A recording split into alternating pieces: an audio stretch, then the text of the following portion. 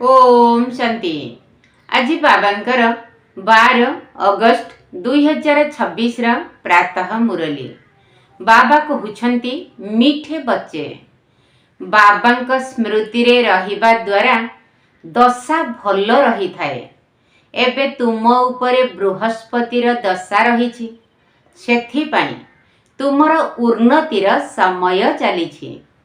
बाबा स्मृति रे रहिबा द्वारा दशा भल रही थाए। एबे तुम उपरे बृहस्पतिर दशा रही, सेथिपाई तुमर उन्नतिर समय चली।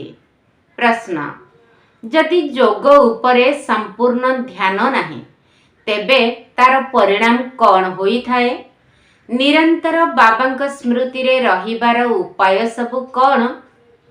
जदि जोग उपरे संपूर्ण ध्यान नहीं तेबे तार परिणाम कौन होई थाए? निरंतर बाबा स्मृति रे रहिबार उपाय सबु कौन? उत्तर, 1, जदि जोग उपरे संपूर्ण ध्यान नहीं तेबे चालू चालू मायार प्रवेशता होई जाई थाए, तेणु तळकु खसी पड़ती। 2, देह अभिमानी होई अनेक प्रकारर भूल करी चली थांती। माया ओलटा कर्म कराई चली थाए, पतित करी देई थाए। निरंतर बाबा स्मृति रे रहिबा पई हेले मुखरे अधिक कथावार्ता कर नाही, क्रोध कर नाही। देह सहित सबु किछि भूली मु आत्मा परमात्मा कर संतान एही अभ्यास कर। जोग बल द्वारा कौन सबु प्राप्ति होई थाए सेगुड़ी को स्मृति रे रख। गीत ओम नमो शिवाय। ओम शांति।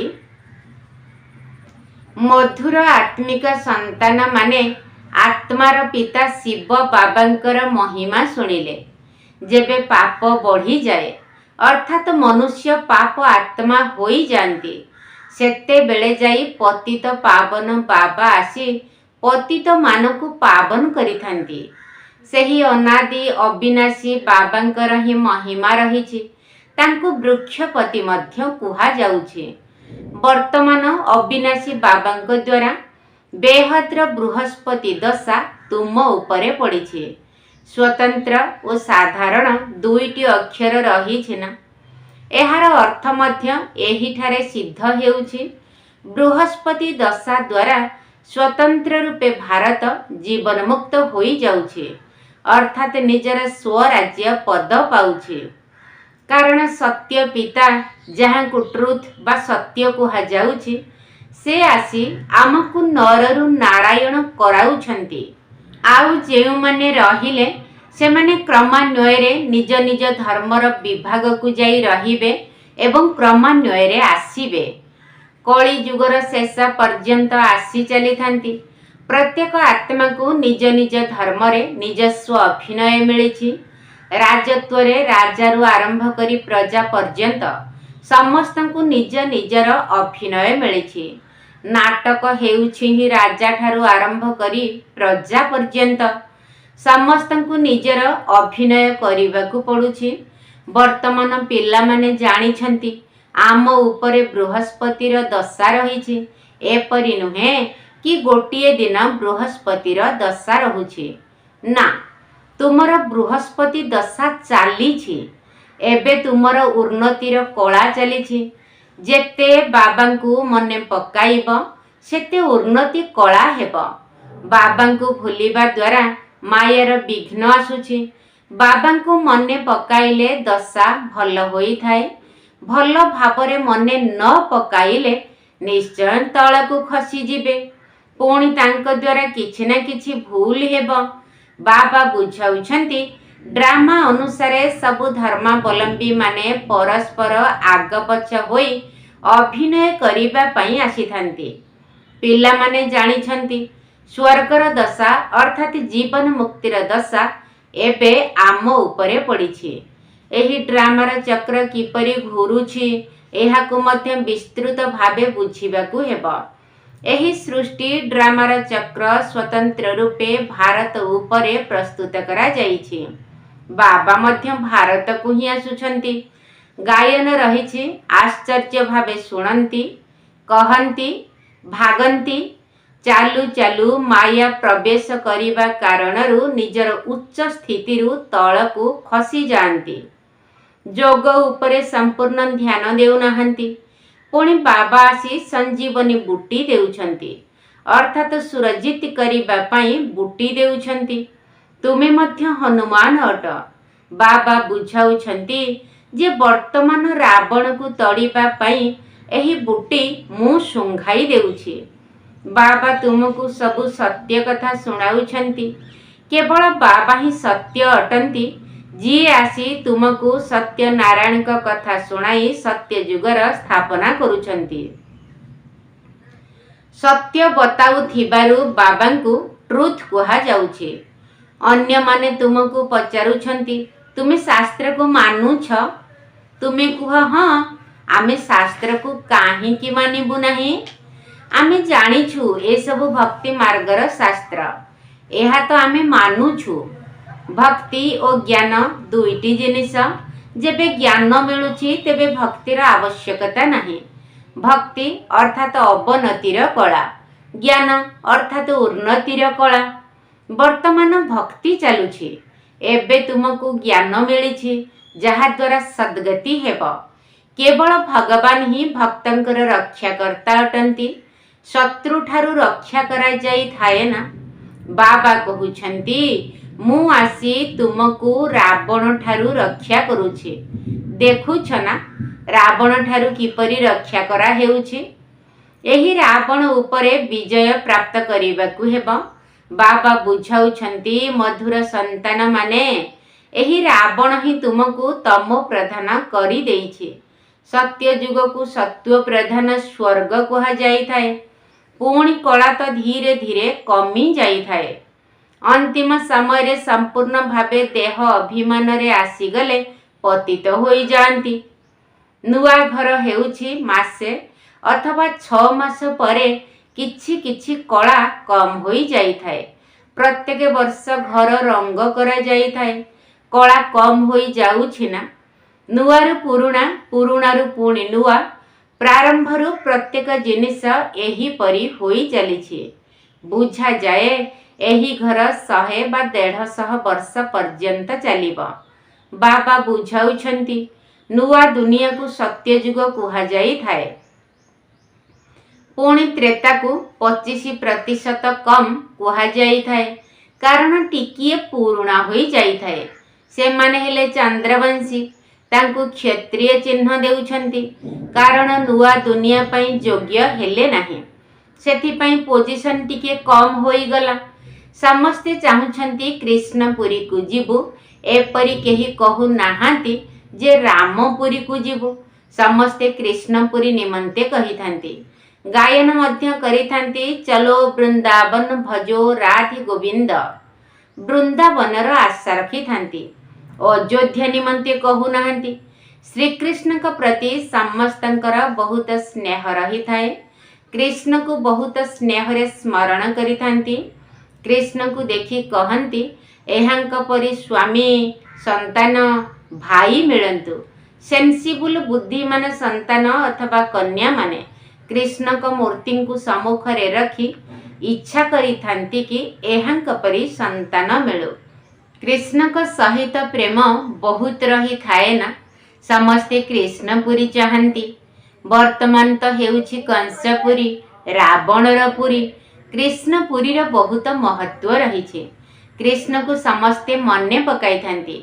सेथिपई बाबा कहउछंती, तुमे बहुत समय रु मने पकाई आसीछ। एबे कृष्णपुरी जीवाको पुरुषार्थ कर। एहांक वंश को तो जाओ। सूर्यवंशी 8 पीढ़ी चले, तेणु एपरी पुरुषार्थ कर जेपरी राजवंश को जाई राजकुमारंक साथी रे झुलिब। एहा बुझिबार कथा अटे ना। बाबा बुझाउछंती पिल्ला माने जेते संभव मन मना भव होई रुह। बाबांक स्मृति रे न रहिबा द्वारा स्थिति तळकू खसी जाउछि। ज्ञान केबे तळकू खसाई न थाए। स्मृति रे न रहुथिबारु तळे पड़ी जाउछंती। ଏହା ଉପରେ ହିଁ ଆଲ୍ଲାହ ଅବଲଦିନ ହାତ ମତାଇର ନାଟକ ମଧ୍ୟ କରାଯାଇଛି। ସ୍ମୃତିରେ ରହିବା ପାଇଁ ମୁଖରେ ମୁହଲରା ଅର୍ଥାତ୍ ଲୁହା ବାଟୁଳି ପକାଇ ଦେଉଥିଲେ। କାହାକୁ କ୍ରୋଧ ଆସିଲେ ମୁଖରୁ କିଛି ବାହାରିଯାଏ, ସେଥିପାଇଁ କହିଥାନ୍ତି ମୁଖରେ କିଛି ପକାଇ ଦିଅ। କଥାବାର୍ତ୍ତା ନ କଲେ କ୍ରୋଧ ଆସିବ ନାହିଁ। ବାବା କହୁଛନ୍ତି କେବେ ହେଲେ କାହା ଉପରେ କ୍ରୋଧ କର ନାହିଁ। କିନ୍ତୁ ଏହି କଥାକୁ ସମ୍ପୂର୍ଣ୍ଣ ଭାବେ ନ ବୁଝି ଶାସ୍ତ୍ରରେ କିଛି ନା କିଛି ଲେଖି ଦେଇଛନ୍ତି। ବାବା ଯଥାର୍ଥରେ ଆସି ବୁଝାଉଛନ୍ତି। ବାବା ଆସିଲେ ତ ଯାଇ ବୁଝାଇବେ। ଯିଏ ଆସି ପୁଣି ଚାଲି ଯାଇଥାନ୍ତି ତାଙ୍କର ମହିମା ଗାୟନ କରାଯାଇଥାଏ। ଟାଗୋର ଝାନ୍ସୀର ରାଣୀ ଆସିକରି ଯାଇଛନ୍ତି, ସେଥିପାଇଁ ତାଙ୍କ ଉପରେ ନାଟକ ତିଆରି କରୁଛନ୍ତି। ଆଚ୍ଛା, ଶିବ ମଧ୍ୟ ଆସି ପୁଣି ଯାଇଛନ୍ତି, ସେଥିପାଇଁ ଶିବ ଜୟନ୍ତୀ ପାଳନ କରୁଛନ୍ତି ନା? କିନ୍ତୁ ଶିବ କେବେ ଆସିଲେ, ଆସି କ'ଣ କଲେ ଏକଥା ଜାଣିନାହାନ୍ତି। ସେ ତ ସମଗ୍ର ସୃଷ୍ଟିର ପିତା ଅଟନ୍ତି। ନିଶ୍ଚୟ ଆସି ସମସ୍ତଙ୍କୁ ସଦ୍ଗତି ଦେଇଥିବେ। ଇସଲାମୀ ବୌଦ୍ଧୀ ଯିଏ ବି ଆସି ଧର୍ମ ସ୍ଥାପନ କରି ଯାଇଛନ୍ତି ତାଙ୍କର ଜୟନ୍ତୀ ପାଳନ କରୁଛନ୍ତି। ସମସ୍ତଙ୍କର ତିଥି ତାରିଖ ରହିଛି। ଏହାଙ୍କର ଅର୍ଥାତ୍ ଶିବଙ୍କର ତିଥି ତାରିଖ କେହି ଜାଣି ନାହାନ୍ତି। କହିଥାନ୍ତି ମଧ୍ୟ ଖ୍ରୀଷ୍ଟଙ୍କର ଏତେ ବର୍ଷ ପୂର୍ବରୁ ଭାରତ ସ୍ୱର୍ଗ ଥିଲା। ସ୍ୱସ୍ତିକା ଚିହ୍ନ କରିବା ସମୟରେ ସେଥିରେ ପୁରା 4 ଭାଗ କରିଥାନ୍ତି। 4 ଯୁଗ ଅଟେ। ଯୁଗର ଆୟୁ କମ୍ ବେଶୀ ହୋଇପାରିବ ନାହିଁ। ଜଗନ୍ନାଥ ପୁରୀରେ ହଣ୍ଡାରେ ମହାପ୍ରସାଦ ତିଆରି କରିଥାନ୍ତି, ପୁରା 4 ଭାଗ ହୋଇଯାଏ। ବାବା କହୁଛନ୍ତି ଭକ୍ତି ମାର୍ଗରେ ଅଗଡ଼ମ ବଗଡ଼ମ ଅର୍ଥାତ୍ ଗୋଳିଆ ଘଣ୍ଟା କରିଦେଇଛନ୍ତି। ବର୍ତ୍ତମାନ ବାବା କହୁଛନ୍ତି ଦେହ ସହିତ ଏଠିକାର ସବୁ କିଛି ଭୁଲିଯାଅ। ମୁଁ ଆତ୍ମା, ପରମ ପିତା ପରମାତ୍ମାଙ୍କର ସନ୍ତାନ ଅଟେ। ଏହି ଅଭ୍ୟାସ କର। ବାବା ସ୍ୱର୍ଗର ରଚୟିତା ହୋଇଥିବାରୁ ନିଶ୍ଚୟ ଆମକୁ ସ୍ୱର୍ଗକୁ ପଠାଇଥିବେ, ନର୍କକୁ ତ ପଠାଇବେ ନାହିଁ। ବାବା କାହାକୁ ହେଲେ ବି ନର୍କକୁ ପଠାଇ ନଥାନ୍ତି। ପ୍ରଥମେ ସମସ୍ତେ ସୁଖ ଭୋଗ କରୁଛନ୍ତି। ପ୍ରଥମେ ସୁଖ, ତାପରେ ଦୁଃଖ। ବାବା ତ ସମସ୍ତଙ୍କର ଦୁଃଖହର୍ତ୍ତା ସୁଖକର୍ତ୍ତା ଅଟନ୍ତି ନା। ଆତ୍ମା ପ୍ରଥମେ ସୁଖ ପରେ ଦୁଃଖ ଦେଖିଥାଏ। ବିବେକ ମଧ୍ୟ କହୁଛି ଆମେ ପ୍ରଥମେ ସତ୍ତ୍ୱ ପ୍ରଧାନ, ପୁଣି ସତ୍ତ୍ୱ ରଜୋ ତମରେ ଆସୁଛୁ। ମନୁଷ୍ୟମାନେ ମଧ୍ୟ ବୁଝିଥାନ୍ତି। ବିଦେଶୀମାନେ ବହୁତ ସେନ୍ସିବୁଲ ଅର୍ଥାତ୍ ବୁଦ୍ଧିମାନ ଅଟନ୍ତି। ସେଠାରେ ତ ଏପରି ବମ୍ ତିଆରି କରୁଛନ୍ତି ଯେପରି ତୁରନ୍ତ ବିନାଶ ହୋଇଯିବ। ଯେପରି ଆଜିକାଲି ମୁର୍ଦ୍ଦାରକୁ ଇଲେକ୍ଟ୍ରିକ୍ ଚୁଲା ଦ୍ୱାରା ତୁରନ୍ତ ଶେଷ କରି ଦେଉଛନ୍ତି, ସେହିପରି ବମ୍ ଫୋପାଡ଼ିବା ଦ୍ୱାରା ନିଆଁ ଲାଗିଯାଉଥିବାରୁ ମନୁଷ୍ୟ ମଧ୍ୟ ତୁରନ୍ତ ଶେଷ ହୋଇଯିବେ। ସଂସାରରେ ନିଆଁ ଲାଗିବ। ଏପରି ତୋଫାନ ଆସୁଛି ଯେ ଗାଁ ଗାଁ ଶେଷ ହୋଇଯାଉଛି। ପୁଣି ସେ ସମୟରେ ଏପରି କୌଣସି ବ୍ୟବସ୍ଥା ରହୁନାହିଁ ଯାହାଦ୍ୱାରା କାହାକୁ ବଞ୍ଚା ଯାଇପାରିବ। ବିନାଶ ତ ନିଶ୍ଚୟ ହେବ। ପୁରୁଣା ଦୁନିଆ ଶେଷ ହୋଇଯିବ। ଗୀତାରେ ମଧ୍ୟ ବର୍ଣ୍ଣନା କରାଯାଇଛି। ବାବା ବୁଝାଉଛନ୍ତି ୟୁରୋପବାସୀ ଏପରି ବମ୍ ଛାଡ଼ିବେ ଯେ ଜଣା ପଡ଼ିବ ନାହିଁ। ତୁମେ ପିଲାମାନେ ଜାଣିଛ, କଳ୍ପ ପୂର୍ବରୁ ମଧ୍ୟ ବିନାଶ ହୋଇଥିଲା, ଏବେ ମଧ୍ୟ ହେବ। ତୁମେ ମଧ୍ୟ କଳ୍ପ ପୂର୍ବ ସଦୃଶ ପଢ଼ୁଛ। ଧୀରେ ଧୀରେ ଏହି ବୃକ୍ଷର ବୃଦ୍ଧି ହେବ। ବୃଦ୍ଧି ହୋଇ ହୋଇ ପୁଣି ସ୍ଥାପନା ହୋଇଯିବ। ଭଲ ଭଲ ଫୁଲମାନଙ୍କୁ ମଧ୍ୟ ମାୟାର ବିଘ୍ନ ଖସାଇ ଦେଉଛି। ସମ୍ପୂର୍ଣ୍ଣ ଯୋଗରେ ନ ରହିବାରୁ ମାୟା ବିଘ୍ନ ପକାଇଥାଏ। ବାବାଙ୍କର ସନ୍ତାନ ହୋଇ ପବିତ୍ରତାର ପ୍ରତିଜ୍ଞା କରି ପୁନର୍ବାର ବିକାରର ବଶୀଭୂତ ହେଲେ ନାମ ବଦନାମ କରିଦେବେ। ପୁଣି ବହୁତ ଜୋରରେ ଧକ୍କା ଲାଗିବ। ବାବା କହୁଛନ୍ତି ଏହି କାମ ବିକାରର ମାଡ଼ରେ କେବେ ହେଲେ ଆକ୍ରାନ୍ତ ହୁଅ ନାହିଁ। ପିଲାମାନେ ଜାଣିଛନ୍ତି ଏଠାରେ ରକ୍ତର ନଦୀ ବହିବ। ସତ୍ୟ ଯୁଗରେ କ୍ଷୀରର ନଦୀ ପ୍ରବାହିତ ହୋଇଥାଏ। ତାହା ହେଲା ନୂଆ ଦୁନିଆ। ଏହା ହେଉଛି ପୁରୁଣା ଦୁନିଆ। କଳି ଯୁଗରେ ଦେଖ କ'ଣ କ'ଣ ଅଛି। ନୂଆ ଦୁନିଆର ବୈଭବକୁ ତ ଦେଖ। ଏଠାରେ ତ କିଛି ବି ନାହିଁ। କନ୍ୟାମାନେ ସାକ୍ଷାତକାରରେ ଯାଇ ଦେଖି ଆସୁଛନ୍ତି। सूक्ष्म बतन सुबिरस पीलु एपरी कलु एसबुर साक्षात्कार होता है। कहती आमे मूल बतन को जाऊछु, बाबा वैकुंठ को पठाई दे थांती। ए सबु साक्षात्कार आदि ड्रामा रे निर्धार्य रही। एहा द्वारा किछि मिले नाही। बहुत कन्या सूक्ष्म बतन जाई सुबिरस पीउथिले, किंतु आजी नहांती। भल भल फास्ट क्लास संतान माने हजी गले। बहुत ध्यान साक्षात्कार रे जेउ माने जाउथिले से माने विवाह करी गले। आश्चर्य लागुछि, माया किभଳି अटे, भाग्य किपरि ओलटी जाउछि। बहुत संतान माने भल भल पाठ कले, जरूरी समय रे बहुत साहाय्य मध्य कले, से माने मध्य आजी आउ नाहांती। सेथि पई बाबा कहउछंती, माया तुमे बहुत जबरदस्त अट, माया सहित तुमर युद्ध चलुछि। एहाकु जोग बलर लड़ई कुहा जाए। जोग बल द्वारा कौन प्राप्ति होई थाए ए कथा केही जानी नाहंती। केवल भारतर प्राचीन जोग कहउछंती। मधुर संतान मानकु जोग निमंते बुझा जाउछि। प्राचीन राजयोगर गायन रहिछि। जिए भी फिलोसफर अर्थात दार्शनिक माने रहिछंती, सेमानक पाखरे आध्यात्मिक ज्ञान तो नाही। रूहानी बाबा ही ज्ञानर सागर अटंती। तांको ही शिवाय नमः कुहा जाउछि। तांकर ही महिमार गायन करा जाउछि। बाबा आसी तुमको केते ज्ञान बुझाउछंती। एहाकु ज्ञानर तृतीय नेत्र कुहा जाउछि। आहु कहार शक्ति नाही जे निजकु त्रिकालदर्शी कहि परिबे। त्रिकालदर्शी केवल ब्राह्मण ही होइथांती। जो ब्राह्मण को द्वारा ज्ञान यज्ञ रचना करा जाइछि। रुद्र ज्ञान यज्ञ अटेना। शिवं को रुद्र मध्य कहिथांती। अनेक नाम रखी देइछंती। प्रत्येक देश रे भिन्न भिन्न नाम रहिछि। बाबांक व्यतीत आउ कहार एते नाम नाही। एहांको मध्य बबुलनाथ कुहा जाए। जेउथिरे कंटा थाए ताकु बबुल कुहा जाए। बाबा कंटारु फूल करू थिबारु तांकर नाम बबुलनाथ रखा जाइछि। बॉम्बे रे बबुलनाथ मंदिर रे बहुत मेला होई थाए। अर्थ किछि हेले बुझंती नाही। बाबा सी बुझाउछंती एहांकर सठिक नाम शिव अटे। व्यापारी माने मध्य बिंदु को शिव कहि देई थांती।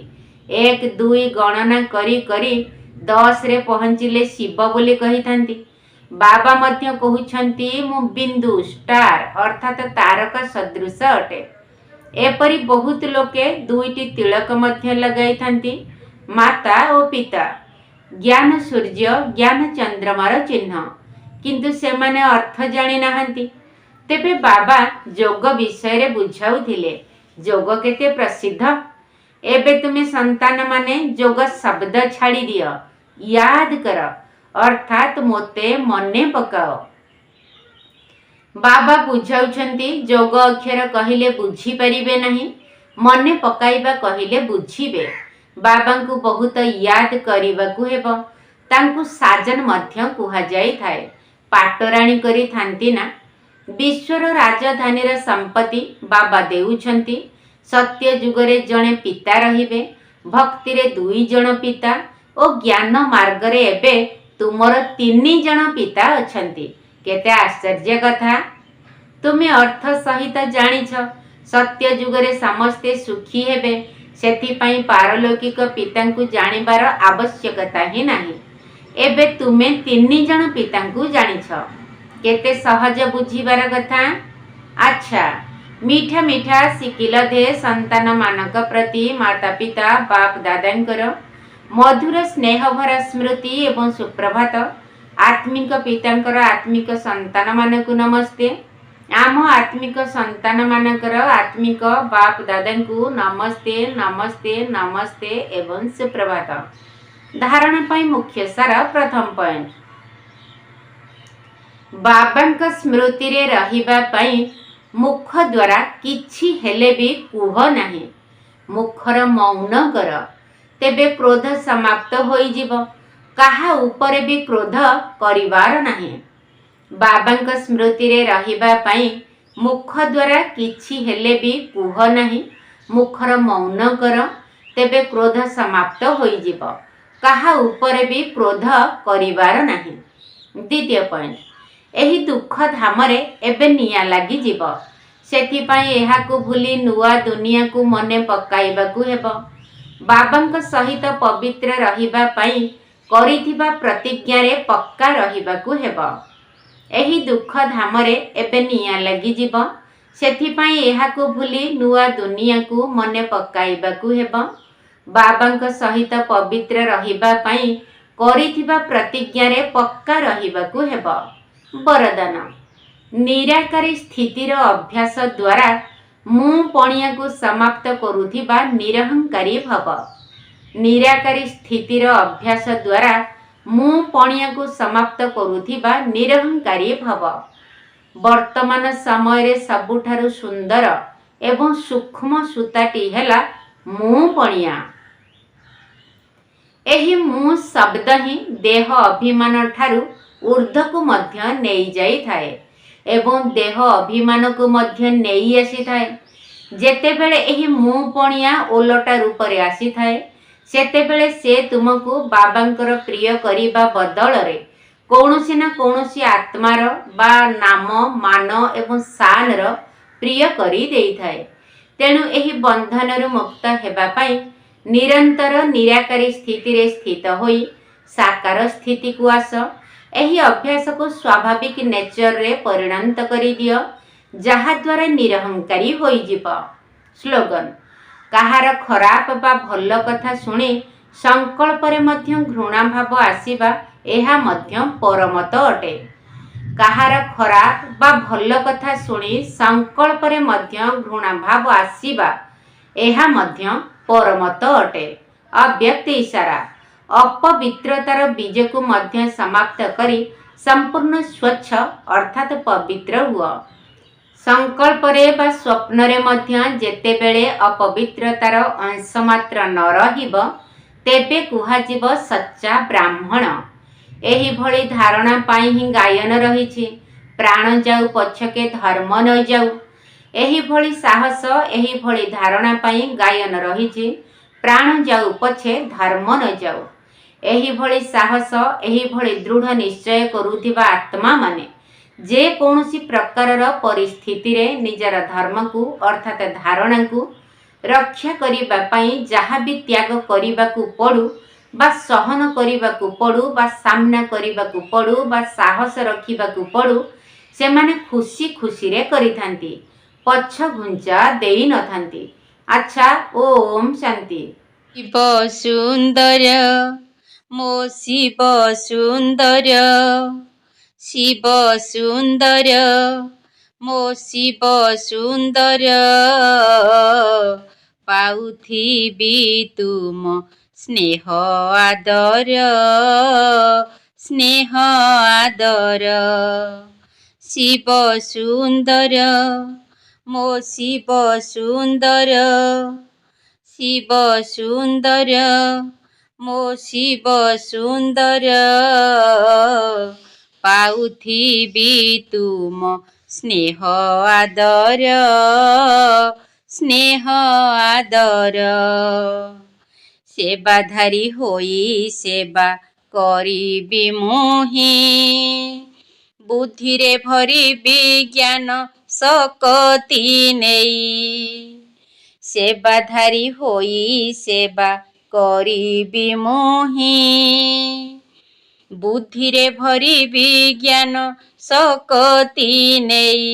ବର୍ଷା କରିବି, ବର୍ଷା କରିବି ଦେହି ମୁଁ ହୋଇ, ଯୋଗଯୁକ୍ତ ରହି ବିଶ୍ୱ କଲ୍ୟାଣ, ବିଶ୍ୱ କଲ୍ୟାଣ।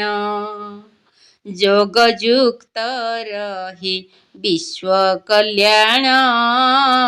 ଶିବ ସୁନ୍ଦର, ଶିବ ସୁନ୍ଦର ମୋ ଶିବ ସୁନ୍ଦର, ପାଉଥିବି ତୁମ ସ୍ନେହ ଆଦର, ସ୍ନେହ ଆଦର। ବନ୍ଧନ ମୁକ୍ତ ହୋଇ ସେବା କରିବି। ଜ୍ଞାନର ଅହଙ୍କାରକୁ ତ୍ୟାଗ କରିବି। ବନ୍ଧନ ମୁକ୍ତ ହୋଇ ସେବା କରିବି। ଜ୍ଞାନର ଅହଙ୍କାରକୁ ତ୍ୟାଗ କରିବି। ରୁହାନି ନଶା ରଖି ମୁଁ ଥିବି। ବାବା ସହ ଯୋଡ଼ି ବୁଦ୍ଧି ମୋହର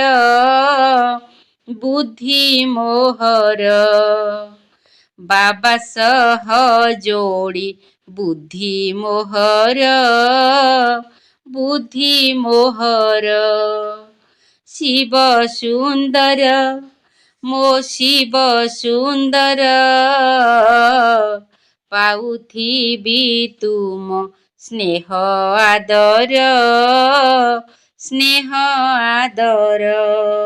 କହିବା କରିବା ମୋର କରି ସମାନ ଗୁଣଯୁକ୍ତ ସେବାରେ ମୁଁ ଦେବି ଯେ ଧ୍ୟାନ କହିବା କରିବା ମୋର କରି ସମାନ ଗୁଣଯୁକ୍ତ ସେବାରେ ମୁଁ ଦେବି ଯେ ଧ୍ୟାନ ଅପସେବାକୁ ଦୂରେଇ ଦେବି ଧ୍ୟାନ ରଖିଥିବି ନିଜ ଉପର ଧ୍ୟାନ ରଖିଥିବି ନିଜ ଉପର ଶିବ ସୁନ୍ଦର ମୋ ଶିବ ସୁନ୍ଦର ପାଉଥିବି ତୁମ ସ୍ନେହ ଆଦର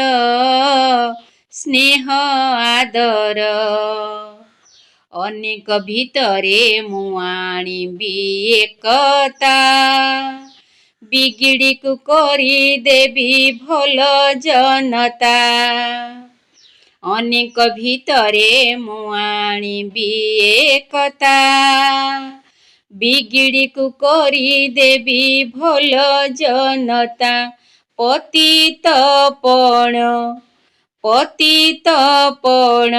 ଦୂରେଇ ଦେବି ହାତ ଧରିଥିବି ଜ୍ଞାନ ସାଗର ହାତ ଧରିଥିବି ଜ୍ଞାନ ସାଗର ଶିବ ସୁନ୍ଦର ମୋ ଶିବ ସୁନ୍ଦର ପାଉଥିବି ତୁମ ସ୍ନେହ ଆଦର ପାଉଥିବି ତୁମ ସ୍ନେହ ଆଦର